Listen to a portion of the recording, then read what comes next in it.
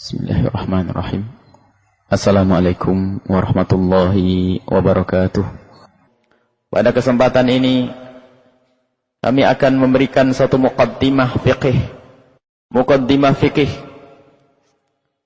Dan ini ini lebih sering disebut dengan fikih wanita. Ada sangkut pautnya dengan wanita. Maka yang wajib mempelajari fikih ini hanya wanita dan lelaki yang butuh wanita. InsyaAllah kita akan bahas sedikit beberapa menit ke depan. Kita praktiskan. Kita akan mencoba menghadirkan fikih haid dalam 10 atau 15 menit ke depan. Fikih haid ada semacam perasaan susah dan sulit untuk mempelajari haid. Barangkali dalam mempelajari sesuatu itu akan terasa sulit jika kita salah memulainya atau salah caranya. Akan tapi jika kita telah benar cara mempelajarinya dan memulainya dari cara yang benar, maka pelajaran tersebut atau ilmu tersebut akan mudah untuk kita mengerti dan kita fahami. Dan para ulama telah mengajarkan kepada kita itu semua. Dan insyaAllah pada malam hari ini kita akan coba hadirkan fikih praktis haid yang tentunya tidak akan bisa selesai pada malam hari ini. Dan akan kita lanjutkan sebagai muqaddimah pada pengajian hikam pada pertemuan-pertemuan yang akan datang. Yang harus diketahui pertama dan utama bahwa yang wajib mempelajari ilmu haid ini adalah wanita. Yang merasa wanita wajib mempelajari haid. Kalau mereka tidak belajar ilmu haid, ini berbahaya kepada ibadahnya. Solatnya bisa terancam merusak, puasanya juga, dan masih banyak amal-amal yang lainnya. Dan alangkah besarnya dosa mereka jika tidak mempelajari ilmu haid. Kemudian, semua orang yang butuh wanita. Jadi para suami, kalau ada yang mau menikah, tentunya dia harus mengerti ilmu haid. Barangkali dia menemukan istri yang tidak pernah punya ilmu haid. Maka suami wajib mengajari istrinya ilmu haid. Adik-adik muda tidak boleh haid ini, tidak boleh menikah kecuali sudah mempelajari ilmu haid nih. Ilmu haid bagi kaum laki-laki hukumnya wajib kalau memang dia punya urusan dengan wanita. Wanita di sini adalah istrinya, iya, ataupun anaknya. Jadi seorang suami wajib mempelajari ilmu haid untuk diajarkan. Jadi silsilahnya itu begini. Seorang wanita itu wajib mempelajari ilmu haid. Kalau dia menikah, maka kalau dia tidak mengerti, yang wajib mengajari adalah suaminya.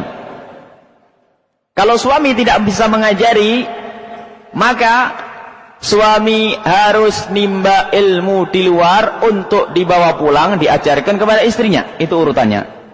Kalau ternyata suami sibuk, ngajari pun tidak bisa, atau tidak punya waktu untuk belajar, kemudian dibawa pulang ke rumahnya, maka saat itu sang suami harus mendatangkan guru untuk istrinya agar ia bisa belajar ilmu haid. Akan tapi hati-hati masalah guru ini, tentunya guru yang halal baginya, wanita, atau jika guru itu laki-laki, tentunya tidak sendirian istri kita, harus dibarengi dengan rombongan kaum wanita yang belajar ilmu haid. Jangan sampai kita ingin mengamalkan satu ilmu akan tapi melanggar Allah, tidak diterima oleh Allah.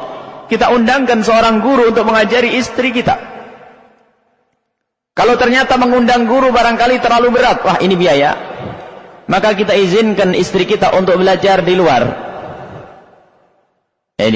Dan ini adalah tingkat terakhir. Bahasa kasarnya, kalau ada seorang istri belajar ilmu haid di luar, itu kalau bahasa kasar, ini pemacu pada suami. Itu suaminya goblok, nggak punya duit datangkan guru, nggak bisa ngajar, nggak paham-paham. Nah ini itu aslinya seperti itu. Cuman ya kita memaafkanlah, barangkali tidak usah disifati semacam itu. Habis suruh ngajari istri nggak bisa. Kalau nggak bisa apa? Ya bodoh kan gitu. Suruh belajar keluar nggak paham-paham, tambah bodoh lagi. Mau ngundang guru, wah biaya, nggak punya fulus berarti. Akhirnya istrinya suruh belajar. Maka ibu-ibu, berarti kalau ibu-ibu belajar ilmu haid di luar itu, begitulah suaminya. Suaminya langsung belajar, biar semangat begini. Jadi suami tidak boleh goblok ya. Suami harus pintar, belajar ilmu haid agar bisa diajarkan kepada istrinya dan lebih leluasa untuk menjelaskannya. Dan kita ingin bahasanya yang mengajar ilmu haid adalah wanita. Karena ini adalah urusan wanita, lebih paham, dalam tanya jawabnya lebih terbuka, dan itulah yang semestinya harus kita hadirkan. Kita ingin mencetak wanita-wanita yang ngerti ilmu haid, dan ilmu haid itu ilmu sederhana sebetulnya. Ilmu sederhana, 1 jam bisa selesai, 2 jam selesai ilmu haid. Baik itu, siapa yang wajib belajar ilmu haid adalah mereka-mereka itu. Kemudian, apa yang harus kita ketahui dulu masalah ilmu haid? Orang kalau haid tidak boleh sholat, tidak boleh puasa, dan lain sebagainya. Akan tapi yang harus kita ketahui, di dalam memahami ilmu haid itu sederhana. Kalau orang tidak paham 5 ini dulu, jangan dianggap bakal bisa paham setelahnya. Bakal campur aduk nanti. Jadi kalau orang mempelajari ilmu haid ini, yang pelajari pertama dan paling utama, hafalkan rumus. Rumus ini wajib dihafal. Kalau tidak menghafal rumus ini, susah memahami pemahaman masalah selanjutnya. Rumus itu sedikit, nggak banyak, tapi tolong dihafal di luar kepala. 5 minggu depan ujian. 5 saja tolong dihafal. Yang sudah hafal alhamdulillah, yang belum nih. Nah 5 ini kadang-kadang lupa. Kita belajar ilmu haid tentang pembahasan sana sini. Waduh, seluk-beluknya tentang haid, katanya lupa rumus. Makanya menyelesaikannya adalah susah. Jadi ada rumus di dalam kita memahami haid, dan itu sudah dijelaskan oleh para ulama, hanya mungkin tidak dijejer seperti yang akan kami sampaikan. Rumus memahami haid ada 5 saja. Harus tahu, yang pertama adalah darah haid tidak boleh kurang dari 24 jam. Nanti kita jelaskan rumus ini. Biarpun orang sudah tahu ini, tapi kalau tidak masukkan bab rumus nanti akan kepleset. Ini masukkan bab rumus. Harus tahu bahasanya darah haid tidak boleh kurang dari 24 jam dalam tempo 15 hari. Jadi ada kasih waktu 15 hari. Jadi awal pertama keluar darah itu adalah tanggal pertama. Jadi kalau orang haid itu jam 1 dan tanggal 1-nya itu adalah bukan tanggalan ini. Jadi kalau kita menghitung haid, tanggal 1 itu kapan? Saat awal keluar darah, jadikan tanggal 1. Jam 1 itu adalah juga saat keluar darah. Nanti 24 jamnya adalah ya berputarnya itu. Kalau keluar darah jam 11 siang, maka 24 jamnya adalah jam 11 siang besok. Jadi jam 1-nya ya jam 11 siang. Ini adalah sedikit saja untuk perlu diperhatikan bahasanya kalau berbicara tentang haid, tanggal 1-nya adalah waktu keluar darahnya itu. Jadi darah tidak boleh kurang dari 24 jam dalam tempo 15 hari. Misalnya seorang wanita tanggal 1 ini keluar darah, kok 4 jam, berhenti, besok 4 jam, berhenti, besok 4 jam, berhenti, besok 4 jam, berhenti. Dikumpulkan selama 15 hari itu, lah kok mencukupi 24 jam, maka semuanya adalah haid. Haid, jadi gitu. Atau langsung 24 jam. Mulai hari ini maghrib keluar darah sampai besok maghrib lagi, jelas itu adalah haid. Jadi yang pertama harus pahami, darah haid tidak boleh kurang dari 24 jam. Kalau ada orang keluar darah kurang dari 24 jam, itu bukan darah haid. Misal seorang ibu hari ini keluar darah maghrib, karena keluar darah waktu maghrib maka dia tidak melakukan sholat maghrib. Isya tidak melakukan sholat maghrib, subuh tidak melakukan sholat maghrib, zuhur tidak melakukan subuh tidak melakukan sholat subuh, kemudian zuhurnya baru sholat zuhur, berhenti darahnya. Berarti masih hanya berapa? 18 jam saja ya, 18 jam. Berhenti, ditunggu asar, nggak balik darahnya. Maghrib juga nggak ada, seterusnya nggak ada lagi sampai nggak keluar lagi lebih dari 15 hari. Sudah ditunggu sampai 15 hari kok nggak keluar lagi, berarti darah yang keluar 18 jam tadi bukan darah haid. Kenapa? Belum memenuhi rumus yang pertama, tidak sampai berapa? 24 jam. Loh, saya terlanjur nggak sholat, bagaimana? Karena ibu terbukti tidak haid, maka sholat ibu harus diqadha. Ini karena tidak haid. Jadi harus tahu ini rumus yang pertama, darah haid tidak boleh kurang dari 24 jam dalam tempo 15 hari. Yang kedua, darah haid tidak boleh melebihi 15 hari. Tidak boleh melebihi tanggal 15. Kalau melebihi tanggal 15 bermasalah. Misalnya hari ini keluar darah, besok keluar, besok lagi, besok lagi, besok lagi, besok lagi, besok lagi, nggak boleh lebih dari 15 hari. Ini rumus dipegangi dulu, pokoknya dihafal dulu, nanti keterangannya sambil jalan. Sebab kalau darah lebih dari 15 hari, ini pasti darah bermasalah. Rumus. Yang ketiga adalah darah harus didahului oleh suci 15 hari. Jadi darah baru disebut darah haid itu harus pernah didahului oleh suci 15 hari atau lebih.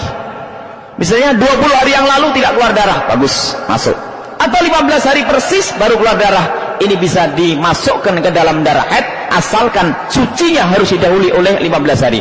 Kalau sucinya belum 15 hari keluar darah lagi, bukan darah haid. Misal seorang wanita haid 14 hari, setelah haid 14 hari berhenti 10 hari, berhenti 10 hari bersih, habis berhenti 10 hari keluar darah lagi, maka darah yang kedua itu bukan darah haid karena belum didahului oleh suci berapa hari?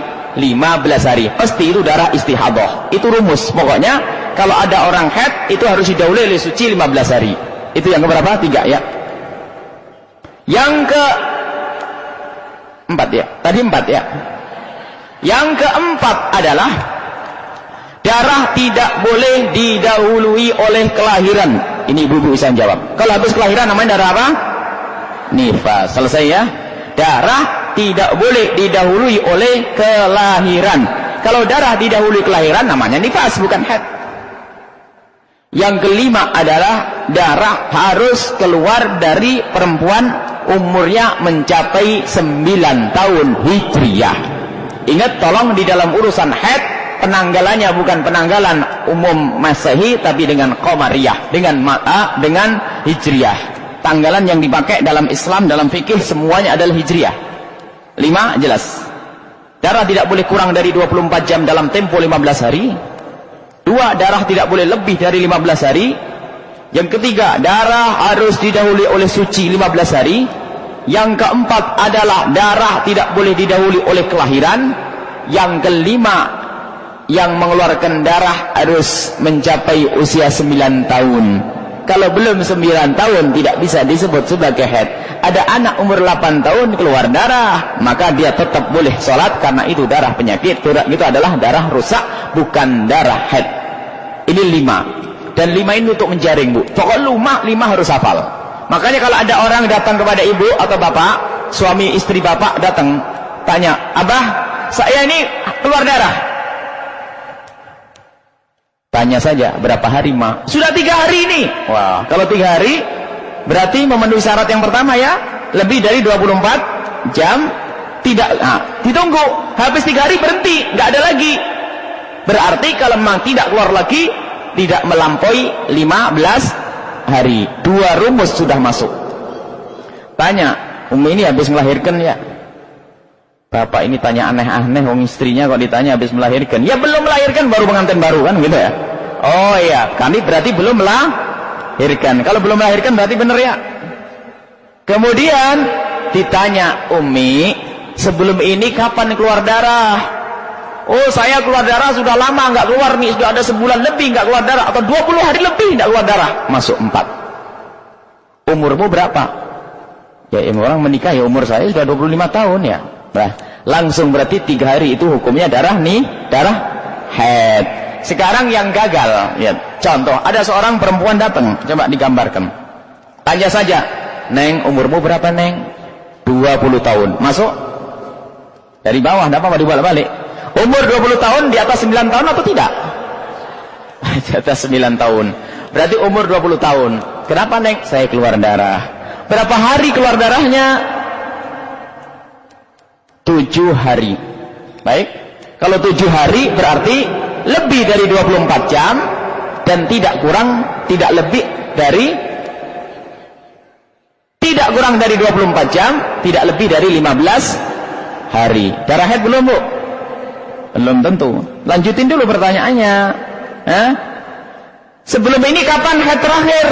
Sudah sebulan saya tidak keluar darah haid. Berarti sudah benar didahului oleh suci berapa? 15 hari. Baru terakhir. Sudah haid belum, Bu? Sudah haid belum? Belum. Tanya lagi satu lagi. Ibu habis melahirkan ya?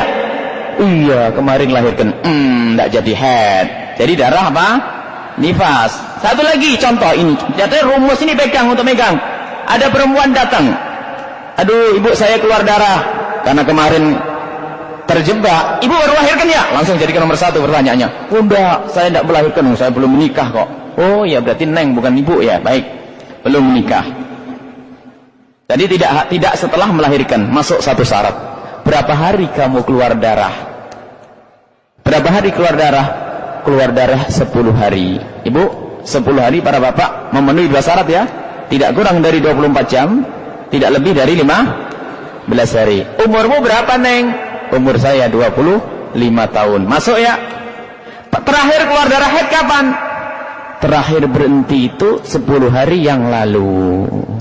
Nah, belum mencapai 15 hari bersihnya, berarti langsung bukan darah haid. Itu rumus dulu. Jadi paling gampang ini. Mudah, nggak susah.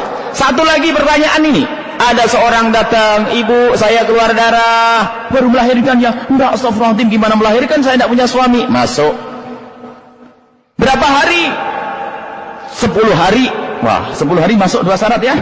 Kurang dari 20, tidak kurang dari 20 jam, tidak lebih dari 15 hari. Baik. Setelah itu habis melahirkan ya? Hah? Enggak ya, enggak habis melahirkan. Habis melahirkan enggak? Habis melahirkan enggak? Oh, saya mau habis melahirkan, oh, kayak begini saya enggak punya suami kok melahirkan. Berarti 4 syarat sudah terpenuhi. Umurmu berapa, Neng? Umur saya 8 tahun. Oh, berarti biarpun 10 hari keluar darahnya, ternyata bukan darah haid. Pokoknya rumus ini harus dihadirkan. Satu lagi ini untuk dicek ini, untuk mengecek kebetulan rumus. Yang terakhir ada seorang perempuan datang.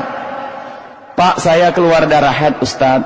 Saya keluar darah haid. Darah haid bagaimana? Saya keluar darah pokoknya. Baik, berapa hari? Kurang dari 24 jam? Oh, lebih dari 24 jam. Masuk ya? Lebih dari 24 jam. Kamu habis melahirkan ya? Enggak habis melahirkan. Masuk ya? Umurmu berapa? 30 tahun. Benar. Sebelum ini kapan terakhir keluar darah? Sudah lama. Ada 20 hari saya tidak keluar darah. Masuk ya? Masuk. Lupa dia tanya, berapa hari keluar darah? Sudah 17 hari. Oh, lebih dari 15. Maka langsung catat, ini darah bermasalah. Untuk satu tok ini agak ruwet. Darah bermasalah. Jadi kalau darah bermasalah, dia punya rumus sendiri di dalam menghukumi ini haid atau bukan haid. Jadi kalau ada orang keluar darah 17 hari, ini darahnya bermasalah, maka rumus ini harus dipakai. Akan tapi bukan berarti 15 hari itu haid dan duanya adalah istihadah, seperti sebagian orang yang salah paham. Ini ada sebagian orang salah paham. Kalau ada seorang perempuan keluar darah 17 hari, langsung 15 hari itu adalah haid, 2 adalah istihadah. Ini adalah salah cara menghitung. Akan tapi itu masuk bab rumus istihadah berat, maka rumusnya itu nanti dikembalikan kepada kebiasaan yang lalu. Kalau ada seorang wanita haid 17 hari, maka boleh milih dia dengan memahami sifat-sifat darah, dan itu membingungkan, nanti insya Allah akan kita bahas. Tapi paling enak kalau ada orang keluar darah lebih dari 15 hari, maka disamakan saja kepada bulan yang lalu. Kalau haidnya 17 hari, maka samakan, ibu bulan kemarin berapa hari haidnya? Kalau dia menjawab haid saya 7 hari, maka dari 17 hari itu haidnya hanya 7 hari, disamakan yang lalu. Bukan seperti sebagian orang salah paham ini. Barangkali santri, benar santri, tapi pas belajar haid ngantuk ya. Makanya kalau ada orang haid, pokoknya haid itu paling banyaknya kan 15 hari, selebihnya bukan haid. Jadi kalau ada perempuan keluar darah 17 hari, berarti 15 hari haid, 2 hari adalah istihadah. Salah. Itu pasti ngantuk waktu belajar ya. Baik, ini adalah rumus sederhana, nanti akan kita kembangkan. Jadi ini rumus harus, dan rumus ini berlaku kapan saja. Nanti mungkin ada yang bertanya, biar ditutup, biar meringkas, biar bertanya yang penting-penting. Misalnya, saya tuh gara-gara minum obat lalu keluar darah, gimana? Sudahlah, lupakan urusan obat, pokoknya pakai rumus. Rumus dipakai, selesai. Jadi pakai obat, nggak pakai obat, itu nggak penting. Yang penting rumus ini dipakai. Kalau sudah rumus dipakai, nanti kejaring, ini yang haid, ini bukan haid, ini haid, bukan haid, ini haid, bukan haid, selesai. Ini saja barangkali muqaddimah yang harus kami sampaikan pada kesempatan ini. Jangan berbicara yang lain tentang haid kecuali 5 rumus ini ditelaah. Insyaallah pertemuan yang akan datang akan kita sambung lagi. Ini saja. Wallahu a'lam bissawab. Mohon maaf dan mohon doa selalu. Wabillahi taufiq wal hidayah. Assalamualaikum warahmatullahi wabarakatuh.